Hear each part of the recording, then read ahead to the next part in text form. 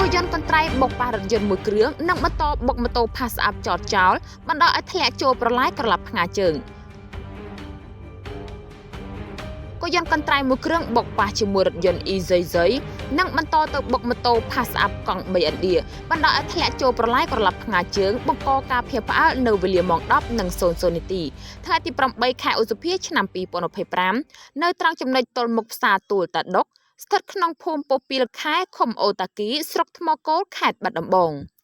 ប្រពន្ធពីពលរដ្ឋនៅកន្លែងកាត់ហេតុបានដឹងថាដំបងឡាយគេឃើញរថយន្ត ម៉ាក EZZ មួយគ្រឿងពាក់ផ្លាកលេខបាត់ដំបង 2A3841 បើកបរដោយបុរសម្នាក់តាមបណ្ដោយផ្លូវជាតិលេខ 5 ក្នុងទិសដៅពីជើងទៅត្បូងលុះមកដល់ចំណុចកាត់ហេតុក៏មានគោយន្តកន្ត្រៃមួយគ្រឿងបើកបរដោយបុរសម្នាក់ទិសដៅពីលិចទៅកាត់ឡើងផ្លូវបត់ឆ្វេងជាប់ហ្វ្រាំងដៃធ្វើឲ្យគោយន្តបកក្បាលទៅប៉ះរថយន្តនិងបន្តទៅបុកម៉ូតូកង់ 3 India Pass Up ពណ៌សមួយគ្រឿងពាក់ផ្លាកលេខបាត់ដំបង 1AQ1728 ដែលចតចោលបណ្ដាលឲ្យធ្លាក់ចូលប្រឡាយក្រឡាប់ផ្ងាជើងតែសំណាងល្អមិនបង្កឲ្យមានគ្រោះថ្នាក់ដល់មនុស្សឡើយ